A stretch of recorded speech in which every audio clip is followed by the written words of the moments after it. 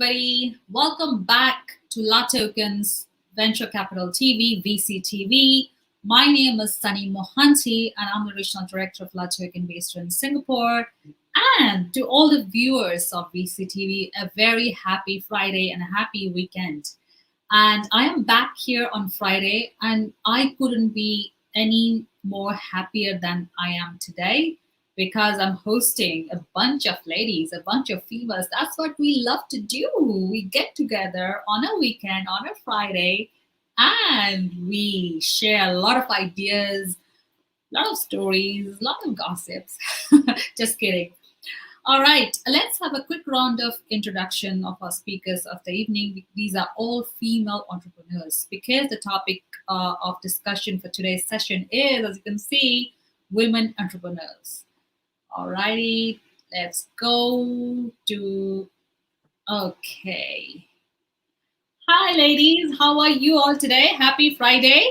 Hello. Hi there. Hi. Hello. Great, good to see nice smiling faces. Let's have a quick round of intro. Happy Friday, and let's have a quick round of intro. Like, first of all, who you are, which company you work for, which country are you dialing from, what time is it, are you having coffee, are you having wine? Let's chill. Kalyani, over to you. Let's start with you. Kalyani, where are you dialing from? Hi, sure. So my name is Kalyani Mehendale, and currently I'm in Dubai. I've just moved from Hong Kong to Dubai around 6 months ago, and I've been moving every 4 to 5 years, but specifically within Asia. This is my second time in Dubai. I'm an innovation and customer experience design consultant. I've been in that space for as long as I can remember. I've helped large organizations to set up innovation initiatives within the organization to, identify the right product market fit, to validate their new ideas and concepts, also help them design their customer experiences, create the relevant narratives and brand stories that resonate with their customers, right? So it's all about the customer experience, design thinking, innovation space. I've worked a lot with startups as well to mentor them and get them to that first MVP or the proof of concept stage where they can test out their business ideas and take it from there.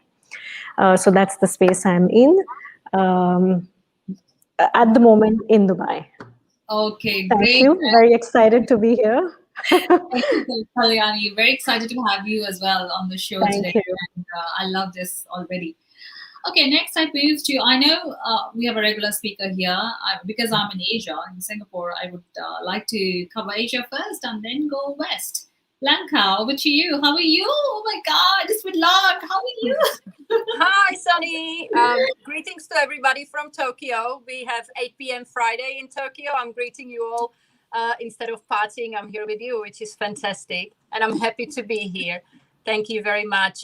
My name is Blanca Kobayashi, and I'm the co-founder and marketing director of Kobayashi Group. It's a family company that covers Asia, Europe, and Africa. We have companies in these 3 continents, and we have very wide range of businesses.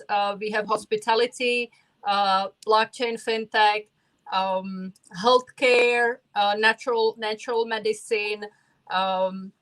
We have, oh my God, I'm starting to forgetting what everything we have. We've added a brand new company actually last month, which is a security company in Nigeria, in Africa, because the security issue in Africa is big. So we just set up a security company over there, and we are launching NFT marketing company right now at this point.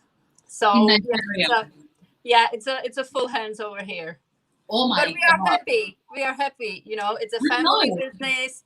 And we do everything together with my husband. So he's usually here, the regular speaker, but he's in Africa at this point. So I'm taking over for the women's part.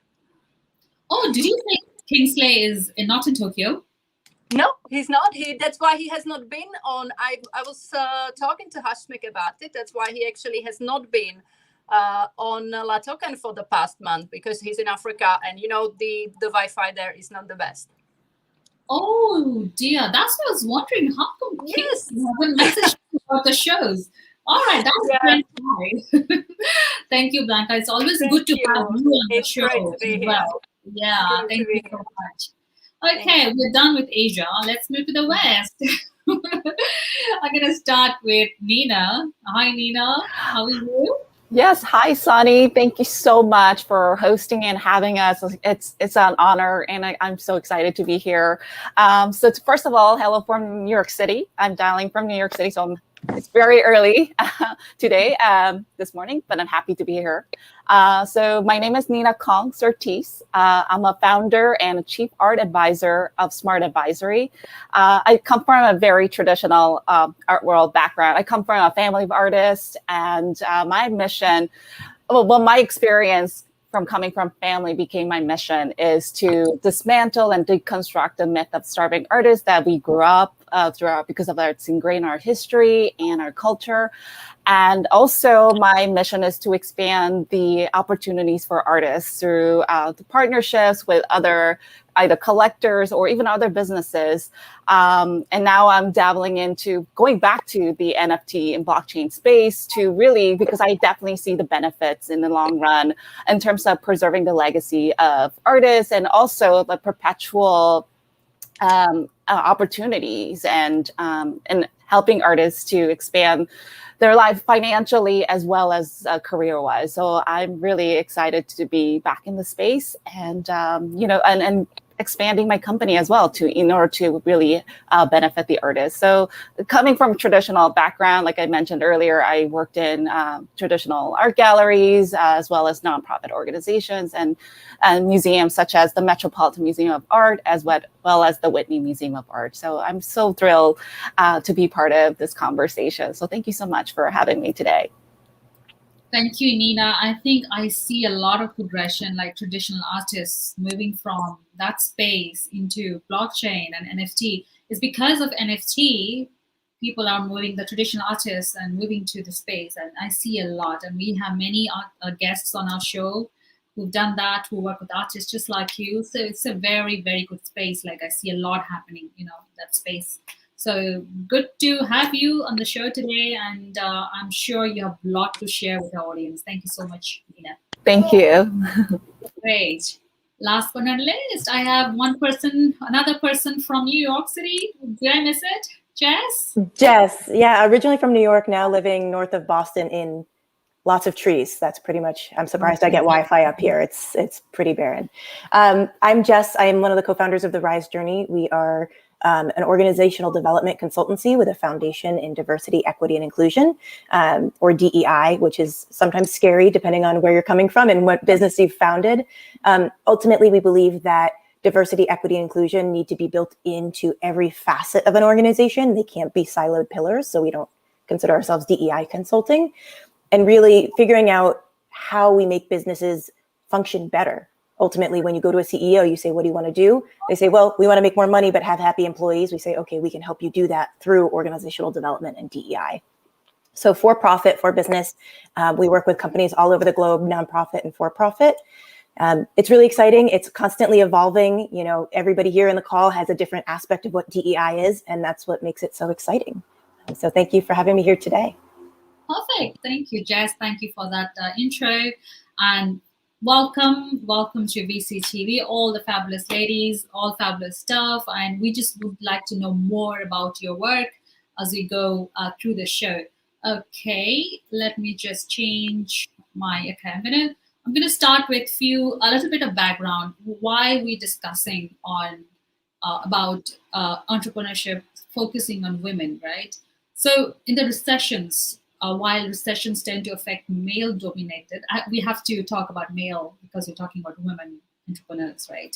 While recessions tend to affect male-dominated sectors more acutely, like manufacturing, construction, the COVID-19 crisis and associated policy responses, examples shelter at home, social distancing, have significantly impacted female-dominated sectors such as hospitality and retail, right? The crisis has also reduced access to paid childcare, affecting many women entrepreneurs' time availability and business continuity. Women-owned small businesses are, on average, smaller in terms of revenue and employment, right?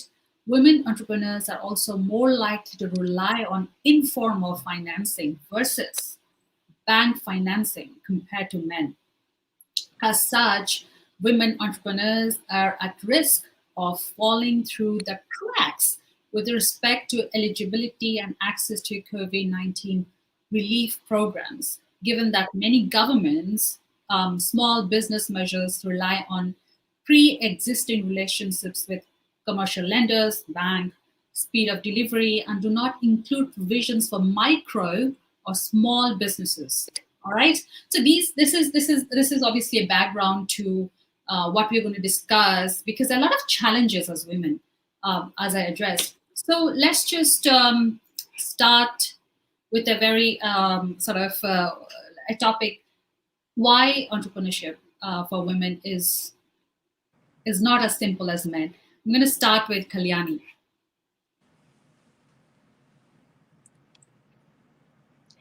Thank you. Yeah, I would really, start with a very sort of generic response to this. Why isn't it the same? Because really of the same reasons that you've just laid out in front of us.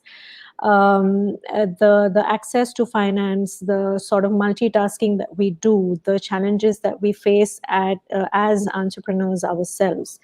And the general mindset of the working population and the mindset towards women, and actually as women ourselves, we see ourselves in a particular way, right? There are a few traits which we tend to imbibe, and there are there are a few things which we're not bold enough to do. A lot of us aren't, a lot of us are. So I think in general, I would say it depends on what lens you're looking at this via. I mean, as for me, for instance, I can speak for myself. It's not been as difficult because of the space that I'm in, right? So I'm in the consulting space, and for me it's not been as bad, because consulting, everybody's working remotely. You can still do the same. It's the service sector, right? So you can still service your clients, and you can still do your consulting and workshops and things like that. So not as much, but I would definitely I definitely think it's impacted a lot of other women, and I would love to hear from my colleagues on the panel today that how I'm really curious to know if it has, and if it has, then how. Yes, thank you, Kalyani, for sharing that, and also good to know that it's not affected you as much. It has affected other sectors like retail and hospitality, where we see many ladies, travel and tourism as well, right? So yeah, let's just move on to Blanca with her insights. Yes. Well, I see there's many struggles. As you know, I'm a mom, so I see it from the position of a woman that is also a mother, and prioritizing whether you're gonna focus on your family or you're gonna focus on your work, and that it's very difficult. Luckily, because I work for a family company and we're doing business together, for me it's easier. But a lot of women right now are struggling because their children were home from school. Yeah. And they had to choose. They could not really focus on their own businesses because they had to be taking care of the children that were at home due COVID. And then they will also had to be giving a support for the children homeschooling, because a lot of children were doing online school.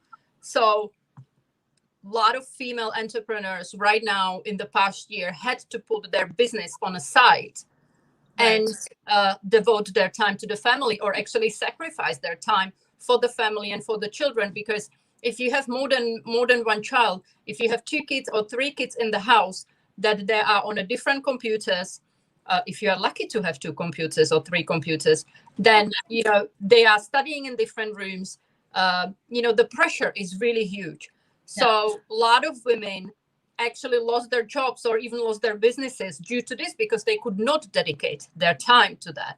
And also a lot of them struggles right now because with the COVID, the resources of the families are also smaller. So normally the amount of money that could be kind of pushed towards the woman's business just gets spent in a different ways. So they do not have the necessary funding as well. And literally, it's the peace of mind and the time that they would have for it. We are, our Tokyo business is from a big part a hospitality. Yeah.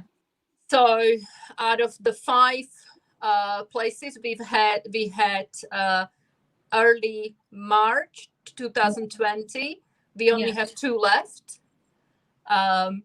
And they are not doing well, because in Tokyo, we are in the 4th state of emergency right now. We are not allowed to sell alcohol at all. We have to close by 8 p.m.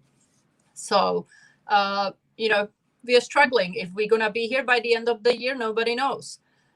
We also had a tourism department. I'm saying had because we didn't have tourists in the country since, I think, March 7th or something. The last clients we've had for our company was March, I think 7th or 8th of 2020. And since then, there were no tourists because Japan closed borders and has not opened. We were looking forward to tourists coming for the Olympic Games, and they did not come. They are not allowed to come. Observers are not allowed to come even to the stadiums. So COVID has, and I would say Japanese government and the government's reaction to COVID were very effective in killing the hospitality and tourism business in Japan. So for me, luckily, it is not our only business and we have other resources, but I know many people whose life changed completely because it was their source of income and they struggle. Absolutely. These are all very practical sort of experiences that I have also seen, not only in Tokyo, not only in Japan, Lanka. I think all that sector, people who were like self-employed, they were running their own businesses. Like Singapore is a marketing hub of Asia, right? Yeah. Like their conferences, events, of all different scale, small, large, medium scale events happen in Singapore. So I've seen those people are very, very badly affected as well, because obviously you can't be grouping together. So absolutely, totally agree. Let's just hear from Nina. What's she got to share?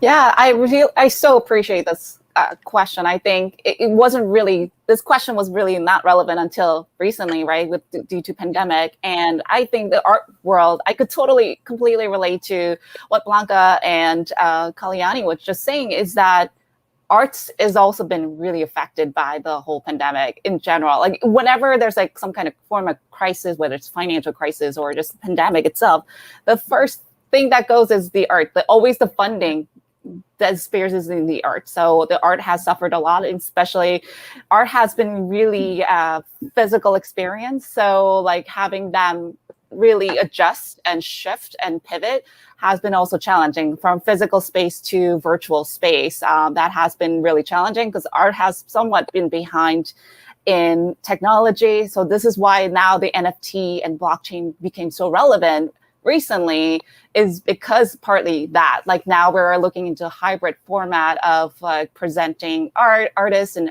art. And going back to the entrepreneur question, is that like as women, yes, I think it's been a challenging year for women entrepreneurs, as also myself, because I can definitely relate to what happened. So in 2020, I gave birth to my son, and I was still working at the corporate job full time while running my business as a side for 5 years since its founding. I was always working on the side. So, and then obviously COVID hit and I was on a maternity leave. And then a few months later, my corporate job had to restructure. So I was let go, which is in a way blessing in disguise, because I kind of went falling towards my business, which also was a bit of a challenge because it was a blessing in disguise, right? Like, I mean, I was so actually excited and happy to expand my business, but at the same time, I had to make that choice, right? But I had also liberty to like prioritize, right? I was able to take care of my son as well as grow my business on my own time, right? But that doesn't mean like it was easy but it does come with a challenge, right? Like trying to balance the life of like trying to grow a business and trying to grow a human being. And also, yeah, and Right. limited resources too. And I think one of the biggest challenges I've had as an entrepreneur is that, childcare has been really challenging. And fortunately, during the lockdown, because it was limited, I couldn't have people, in and out of the house because it was just having a newborn. But now, like, it's been somewhat better as the world begins to open and people are getting back on track of things. So it's somewhat helpful in terms of getting childcare, but still, like, it's been challenging in terms of, I don't know about whether it's in Europe or in Asia. I mean, how that's some countries are better at like helping parents navigate, balancing the work and life. But I don't know whether it occurs in Asia or in the United States. We still need to really improve on that terms of system, in terms of helping parents and navigating and building their careers or even businesses. I think, Nina, I can speak about Singapore. They have virtual like Zoom sessions from home, like the local schools over here. So it's a mix of like, I think till last year, I think the schools were open, but because when the cases went up, they just went virtual. So the courses were conducted on Zoom. So in terms of support, I would say I think Asia is a little, the support system is there, right, as compared to the West. I was living in UK, so I know that it's very difficult without support, like house help. But I think you can have a house help in Dubai, Singapore, Hong Kong, India, So I think that sort of little bit it makes a difference. Absolutely. Thank you, Nina. Thank you.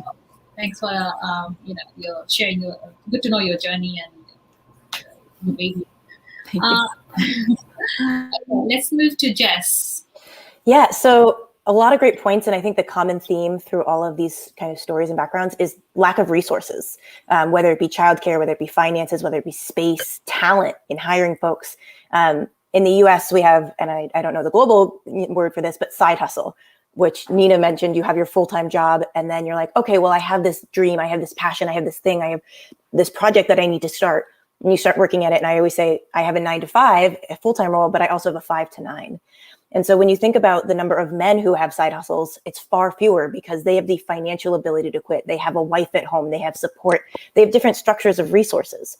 Whereas women, and I say this from personal experience as well as lots of reading, they wait until they're fired, until they absolutely know they absolutely can, because they're not going to get investor resources, or 4% of women, or even less for women of color. When you think about, or if you're an immigrant, the numbers just go down for resources. So you really have to have a support structure in that 9 to 5, in that full-time role, maybe in a partner, before you can really venture off and do this business full-time. Even if you have the capacity yourself to do it, you don't necessarily have the resources. So that's the number one thing that makes me think, when we talk about womenpreneurship, why you just don't get started, because you have to dedicate yourself fully. You have to be able to cannonball in. Otherwise, you can't make the impact that you want to have, and that your business needs to truly ramp up in a way that scales. Right. The other thing is, and this is personal to myself, is disability and invisible disabilities particularly. I have depression and anxiety, and I've done a lot of research in invisible disabilities in women specifically. And one of the core tenets of it was that women with invisible disabilities couldn't handle the corporate structure, because the corporate structure isn't made for anybody who isn't a straight white male, again, at least in America. And therefore, they failed that system, they failed that structure. And so they ended up going off on their own and becoming entrepreneurs by default, not because of choice even, but by default, whether it was a freelancer, whether just, especially in software engineering and, the tech world, it's easy to be a freelancer in that capacity. But a lot of these women have started their own business. They've started to employ other women. They've started to employ other folks with invisible disabilities, because you need this community. And it's part of your support structure to have this safety net of people who you trust and who know what's going on. And invisible disabilities can be short-term. In the US, pregnancy and post-pregnancy is considered a short-term disability. It can be long-term. It could be a chronic illness. It could be a mental health component like mine. It's so varied, and depending on where you are in the world, it may not even be considered a disability. You can't even get support. And I don't know about you all, but when I raise my hand and say, hey, I'm disabled, people look at me entirely differently. For me to stand up and say, I am a founder who is disabled, totally changes the game. Nobody's going to invest in me because I'm a founder who is disabled. No VC in America is going to do that, let alone, and I don't have enough on the global experience to say that, but disability is a huge factor. And COVID, globally, we don't know the impact of COVID on our health yet. We don't know how it's going to change our dynamic. And you're going to see, whether people identify with it or not, the range of disabilities increasing dramatically because we do not know the impact on COVID on our health. How it impacts all of you in your country is variously different than the US, depending on how which vaccine. So we're going to see a lot of changes in the economy based on disability, and particularly on women, because everything falls harder on women. Yeah, I think I just want to open up the floor to other speakers about this invisible disability.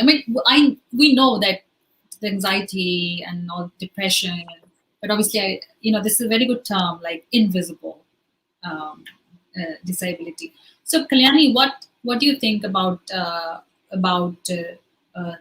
this invisible disability? Do you think that this obviously has a negative impact on a woman in terms of her career, business, family, her personality? We just cannot take this away from entrepreneurship. This is because we are human beings. This is all connected, right? So, what are your thoughts about it? Absolutely. This is real, it's as real as it gets, really.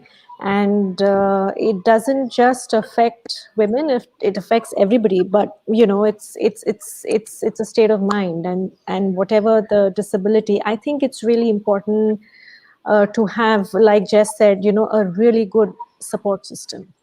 Whether it's at home, and we all know, whether it's at home in the form of your partner, or even house help, like you were saying, right?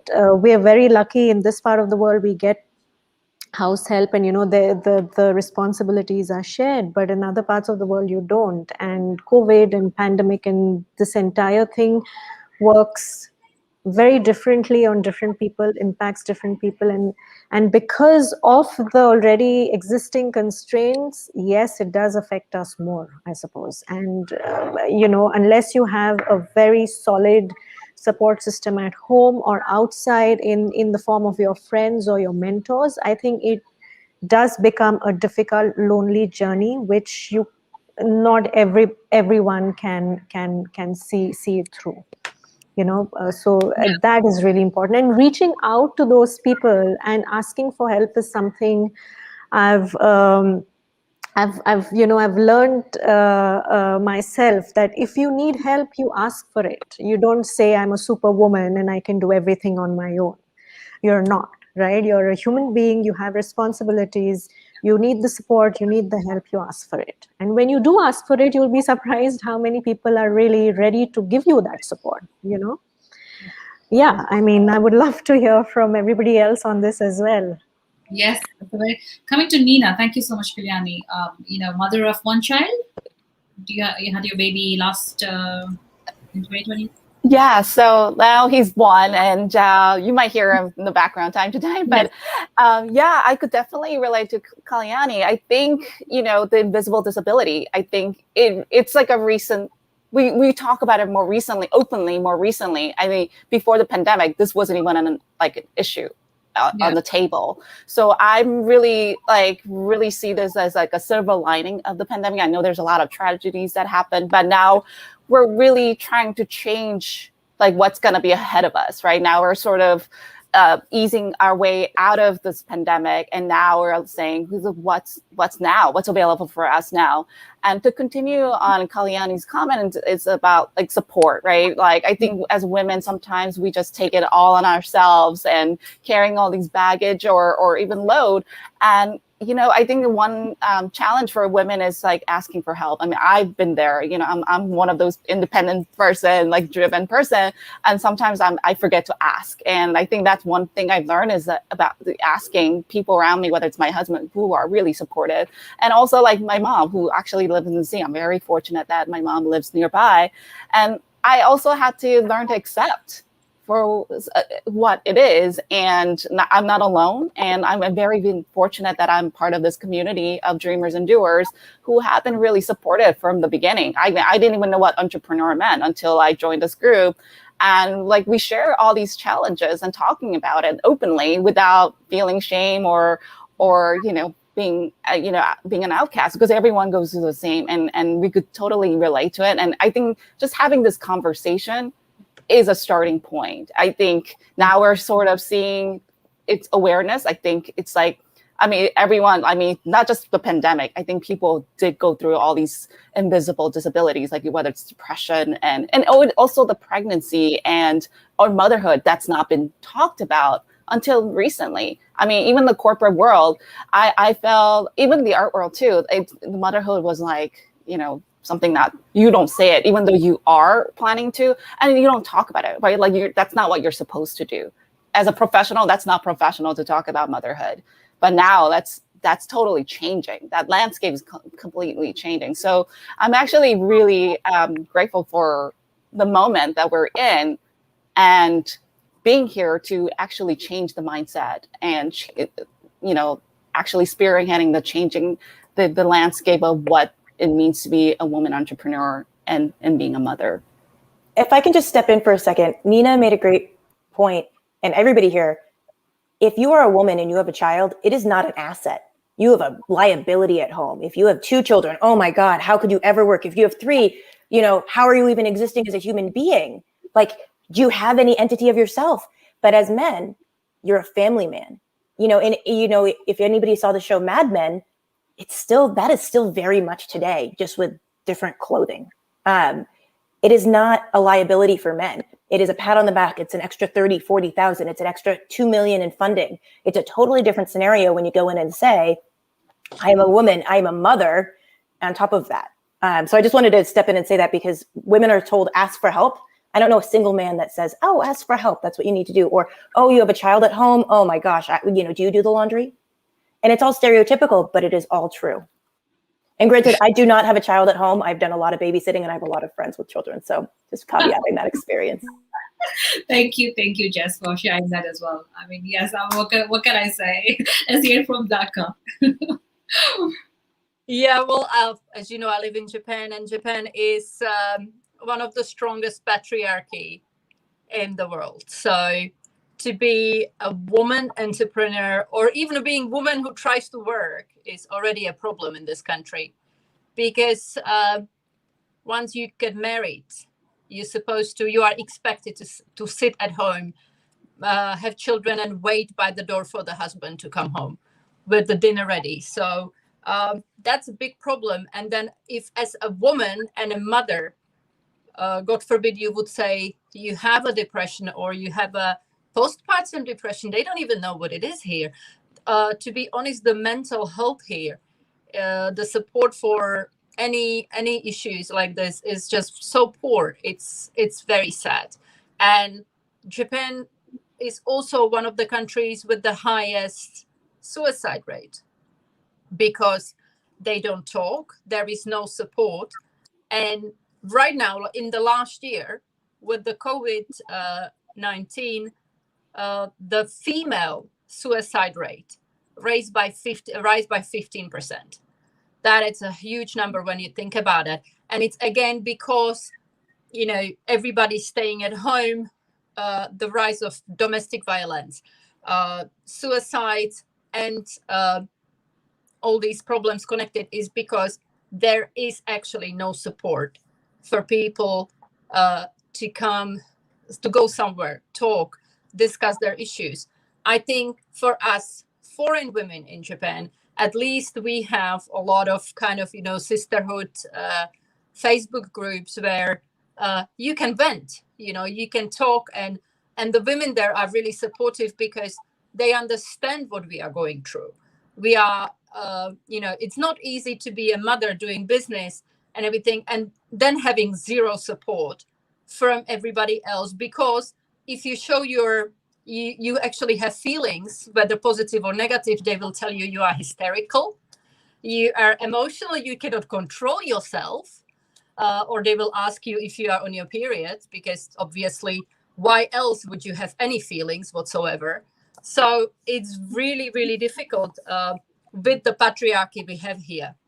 So I think, honestly, having that support, giving yourself a self-care day.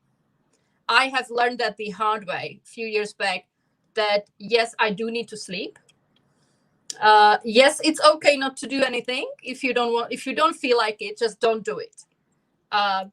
If you don't want to leave the house, cancel your appointments and just focus on yourself, because you cannot share from an empty cup. So you have to take care of yourself first to be able to help others. So, that's just, honestly, that's just for me.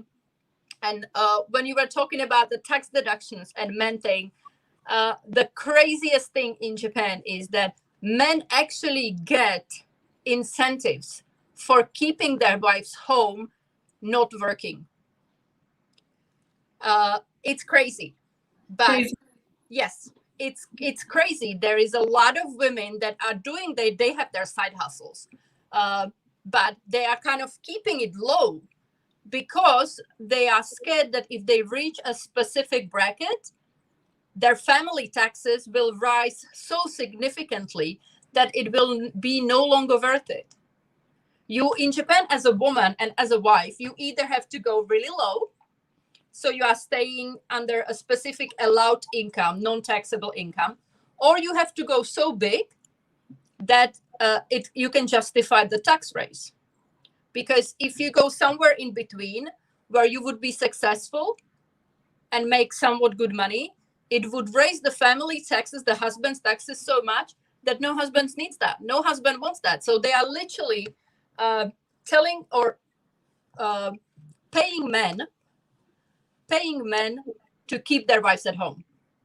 And that's just crazy. So and I just want to encourage everybody, whatever you are doing, do it for you and with you.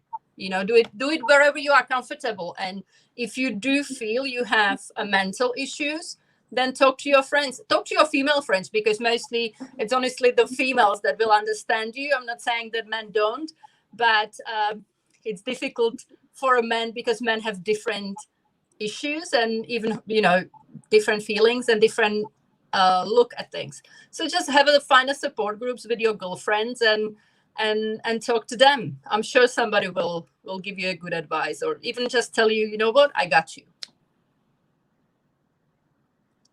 Perfect. Right. So thank you so much, Blanca, for sharing those reality with the audience. Thank you. So coming over to managing a business, let's focus a little bit on the business side, the fundraising side. What kind of challenges or difficulties did you face when you were raising your first round? Like, obviously, as Jess said, okay, you obviously can't cope up with your corporate career because you're not growing. You have a sort of another competitor who's a man. So you choose to do your own thing, right? You sort of move into the other direction, which is good. I mean, you are independent, but obviously it comes with a lot of challenges, right? So maybe Jess, would you like to start? What challenges did you face as a person when you started off? Yeah, so my partner and I specifically didn't, and my partner is a woman as well, did not seek funding. One, because a lot of white dudes, and I'm dating a white dude, I love a white dude, so no offense to the white men out there, don't truly understand the fundamentals of organizational development with the intersection of DEI. It just isn't, they think it's against them. They think they're all going to be kicked out because of it or yelled at. We also it was both of our side hustles at the beginning, and we didn't feel confident that somebody would want to invest in us by only two women just doing this side hustle. We still haven't taken a full salary. We've reinvested everything back in the business. And we've been fortunate enough to be able to do so, but that's not the case. I know in the group, I'm also a part of the group, Nina mentioned Dreamers and Doers. There's a lot of curated opportunities to say, hey, this is specifically a female opportunity. They want to invest in women. They want to invest in minority women. And those opportunities are few and far between. There's only so much money. And so knowing that, it already makes it harder. You already know you're going from 100% of opportunities down to 5% of opportunities, and then maybe even lower because that investment firm only does health tech, and this one only does fintech, and this one only does, crypto tech. I don't know if that's the right term anymore or now. So thinking about, is there even a market for somebody who wants to invest in me? So there's so many of these questions, even before you get to, oh shit, how do I do a pitch deck? And honestly, I didn't even want to deal with it. I didn't want to have to go shop myself around and get shot down, knowing that that was part of the inevitable process. Even though I might have a win at the end, I just didn't want to deal with that crap. And so I actually removed myself from the race even before the start line happened, which I'm curious to hear about the other women's experiences with that, because I didn't want to deal with it. Absolutely. So, Nina, coming to you. So what kind of hurdles and challenges did you face? Absolutely. For me, it wasn't about, I didn't seek funding outside. It was just me, I funded myself through working 9 to 5, traditional 9 to 5, and really invested it all, part of my salary to my businesses. And still to this day, I mean, even though I'm now a full-time mom and now really trying to grow business, it's more about partnerships. And with the same with the other industry, art has been also challenging in terms of women artists have been so underrepresented throughout history and our culture. And now we're trying to really change that as well. We want to bring more women to the foreground and having them major shows, whether it's major solo shows, which was not been really practiced or been looked at until more recently. So for me, it's about changing that as well. Even though I work with male artists, there's nothing wrong with them. I do support them, but I aim to represent more women artists through my programming, and majority of women who are interested in my programming is women artists who want to really put themselves, have their voices heard, because that's been so dormant so over the decade, even century. This is not even decade. If you really look at the history, there were so many great women artists who we have not even heard of to this day, which is really sad. But now we're saying, hey, let's rewrite the history. It's not like we didn't have great women artists, Professor Linda Laughlin mentioned in her really famous essay, is that it's just that women were not given the right opportunity to start with, right? They were forbidden to pursue their career, like Blanca was saying, because they were so ingrained in their the patriarchal system, really pushed women back, and they weren't able to flourish. Even they have all these gifts and talents, but they weren't given the opportunity or the platform to really showcase their works. So in terms of funding, they're now even collectors are looking into more women artists. They're investing in more women artists. So I want to be really part of that conversation and re-educate the whole history, is that yes, there are women artists out there who are really great and deserve the recognition that's been dormant for so many years. Wow, great. Nina, you're working towards empowering these female artists. It's a fantastic job that you're doing. Thank you. Thank you so much for sharing that with our viewers. Next, let's move on to Kalyani.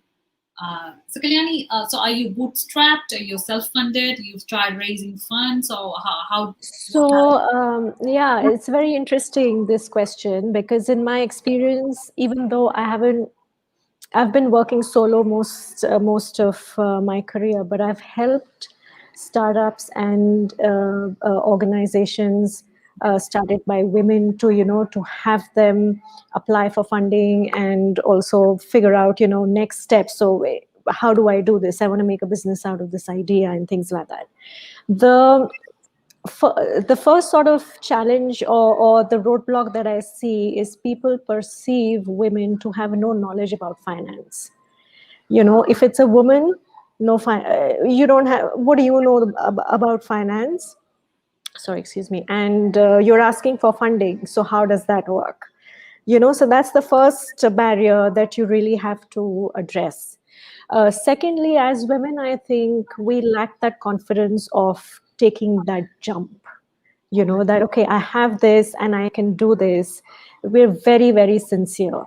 And we want to be perfect. And if we don't know, so it's very classic example is if you see a job, a vacancy, and a woman would go through it and say, okay, I don't know this, I don't know this, I don't know this, I don't know this, so maybe I'm not the right person for the job.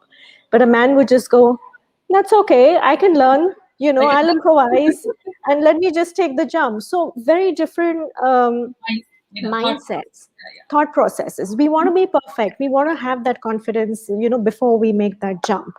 And again, like I said, the perception that we know nothing about finance. And I think those two are the most, because you have a sound financial plan. You have your MVP, you have your proof of concept, and all you need is to convince them with a story, and with a good story that and show them the figures. But I think that is where the challenge lies. In my experience, these two have been the most the highlights of, let's say, not being able to get funding easily. Yeah, I mean, there are very practical points, Kalyani, but do you think after listening to you and these kind of forums where people discuss these real issues, where women, are less confident, I mean, not confident, I wouldn't say confident, they don't want to take too much of risk, just like as you said, a man says, oh, I can do this, I can learn, why? Do you think females are changing because definitely, and there are so, which is why I said that it helps to get into forums like these. It helps to have support groups and dreamers and doers and things like that, because you take inspiration from other women, and when there's somebody there to say, I've got you, just go ahead, and this is how it is, and it's going to be like this, and expect so and so. But you've got to have that you've got to have that confidence and be brave and just do it. If somebody is there to tell you that, and if you can learn from others' experiences, then it definitely helps, I think. Absolutely. So that's the whole idea of VCTV, women, we are viewers of VCTV, so empowering each other. Well, and I just want to jump in really quickly with that. We haven't been empowered to even ask for help. So we haven't been empowered to ask for mentors. So we have a sharp learning curve. So we're getting better, but it's only in the last, 20, 30, maybe 40 for the very adventuresome people, for women, years that we've been able to say, I need a mentor. I need to learn about finance so I can do this. Men just get them. So it is a sharper learning curve for us. We're getting better because we have these groups and all the supports that these women are talking about. But we haven't had the opportunity to even have the opportunity. So it changes the dynamic as well. Sure. Thank you so much for adding those points, Jess. Coming to Blanca. Blanca, obviously you just mentioned about your businesses. You're running multiple businesses in Tokyo, in Africa. So when you started off, you yourself, what kind of challenges did you face where as a woman in Japan, like a foreign woman, an immigrant in Japan starting her own business? So what kind of challenges did you face? I was very lucky because when I joined the whole business in Japan, I joined with Kingsley, and he already had his company for 10 years. And, you know him, he's larger than life. He can do anything. And I also think in a way I'm a little bit of a man, because I'm the person who would say, I can do it. I'll learn along the way, because that's just the way I've always been going through my life. Otherwise, how else would I come from Czech Republic to Japan? I don't really, I kind of first jump and sometimes then I think. So when it comes to businesses, I always wanted to do things on my own and be my own boss. So for me, I joined with him. I joined his company. And it was a great learning curve because he was experienced in international business already. So I had amazing mentor to teach me a lot of things. And that really helped me. So then when I wanted to do something, when I saw, for example, opportunity as a mother, that, there is with the tourism, I was like, okay, I can do this while being a mom, and do all my duties at home, and picking David on time and this and that. So that's when I set up the tourism department of the company, and it just grew really big. But for that, I did not really needed funding, which was great. You just kind of you spread your wings, you spread your contacts, you do few. The good thing is the referrals are really good. If you can do business that where you actually do really well, you don't have to advertise for yourself. I've never advertised, but you do a good job, you are passionate about what you do, and people will refer you to their customers or to their friends. So I've created a really, really good database of a high level customers that would be coming and then sending their own clients, and the department really grew and was very successful. And when we did the medicine, the herbal medicine in Africa, my husband was the one putting money into it, so I didn't have to put money up. I usually, what we do, my husband's the one who's doing taking care of the funding, and I'm taking care of the marketing. So he puts money, I put my time, we work together. So I am the lucky one when it comes to this. Honestly, I must say, for us, it's a teamwork. I would not be able to do it without him and grow in the size of how our company is growing right now, if not for him, because he is so smart when it comes to money and when it comes to negotiations and everything. So I am very lucky in that. That's honestly, for me, that's great, because here or everywhere in the world, women have issues getting funding, and I'm very well aware of that, because they say that you say you kind of are able, you invest in your own kind of thing. I don't want to say I don't want to be inappropriate, but you invest in your own time, and because still the high level businesses and venture capitals are still led by men, and mostly white men. Then it comes to the problem that women and entrepreneurs or startups starting entrepreneurs of color have issues getting funding. It's not only a problem of women, let's be honest.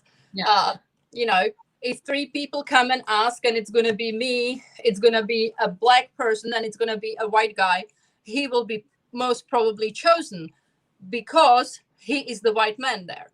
So it's not only a problem for women, it's a problem for a lot of other groups, minorities. They have problems with fundings because it's just not there. So I think it comes to, opening more doors.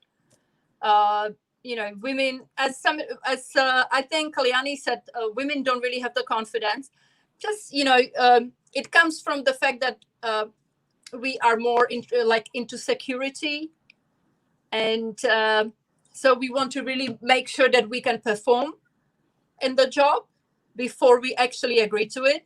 So I would say confidence and just more empowerment. Women need empowerment. Women need to be told all the time, you can do it.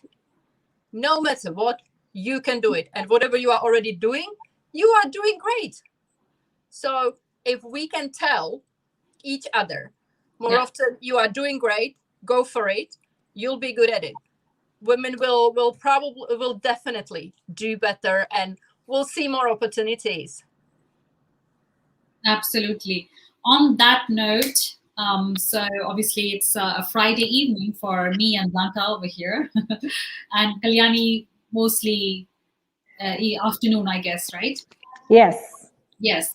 So I had a very good time talking to Jess, Nina, and Kalyani for the first time, and Blanca, obviously, I've known her, but I really had a fabulous time. I think these kind of panels, these kind of platforms, I think gives a lot of opportunity, and these kind of topics on women-led businesses or women, womenpreneurship. I'm trying to pronounce it. So these kind of platforms obviously gives us women a lot of power to voice out the facts, the practical aspects of imbalance that is very much prevalent in the society, which we all know, but all talk, but it's a difficult area, difficult space. I think the more we are aware and the more we are open, and I think it's a learning curve and steep learning curve, as just said, but we're going to be there. We're going to be there. So on that note, I just want to take some fantastic closing remarks for the Friday evening and the weekend. I'm going to start with Nina. Over to you. What's your weekend plans, Nina? Oh, so it's interesting. I think I'm constantly now, it doesn't feel like work, but I'm constantly working, whether it's weekends and nights. And so the weekend plan is I'm conducting another interview of an artist who is in a blockchain and NFT space. I'm really excited to talk about, and talking about, my focus is also talking about artists' journey and challenges, because something that we don't normally talk about, because like in the art world, we want to present ourselves as like the best selves in the most professional way. So we only see the glitzy and the shiny aspect of the success. So during my interview series, what I delve into, how did the legendary artists mindset work, and how do they get there? Like really talking about the journeys and challenges, like we're doing right now at the moment, and try to create awareness that yes, like it's a shift of the mindset of like from starving artist to more of a legendary artist mindset. So that's in the works. Yeah, just to let you know that I host a series. It's called NFT Investments and Insights every Thursday on VCTV. And if any of your artists want to showcase or speak about their journey, their work, you are most welcome to connect them with me. And, we can have a show together. Oh, amazing. I love that. Yeah, definitely. I will definitely connect with you after our call. Sure. Thank you so much. Thank Nina. you. That's Nina's weekend. How about you, Jess? Hopefully nothing. Hopefully literally nothing. No plans, nothing on the calendar. Most likely I'll end up working a little bit, but, ultimately try to get outside. I have a COVID puppy and hang out with her. And I'm a jigsaw puzzle person. It's very weird, but lots of jigsaw puzzles. And that's about it. And trees? Trees, lots of trees. I don't want to do anything with the trees. Thank you, Jess. That's awesome. Kalyani, over to you. What are you doing? How's the weather like in Dubai? When I was there, it was so hot. Yes, very hot, very humid. Not the place to be in summer. Usually people are traveling Dubai is a ghost town, but not this time around. Not many people are traveling, but they're doing a lot of staycations. We will too, maybe in a couple of weeks, 2-3 days outside of Dubai. But yeah, weekend plans. My daughter's birthday tomorrow, so we're just gonna plan something small, and she wants 2 or 3 friends over. So I think the rest of the evening is going to be planning for the birthday. Right. Yeah. Oh, you've got a busy weekend coming up tomorrow. Definitely. Those things where it takes a lot of time to make it perfect. How children are like, they want right, and it's a double-digit birthday, so it's a special one. Again. Yeah. Great time. Coming over to Blanca, because Mr. Kingsley is not here. So what's Blanca's weekend looking like? Because I don't see you like gymming around anymore. I just see you less on Facebook these days. Yeah, because I've been busy, because he's not here. So there's a lot of things to do, and the 2 new projects, and I'm doing the whole marketing around the new projects. So I spend a lot of time on the computer, but I try not to go on my own social media, because then I end up, chatting with everybody, having fun, and I would not get a work done. So I'm trying not to. And also, how many photos can you really post by sitting at the computer? And, this kind of looks all the same. So my plan today, though, is to pour myself a nice glass of red.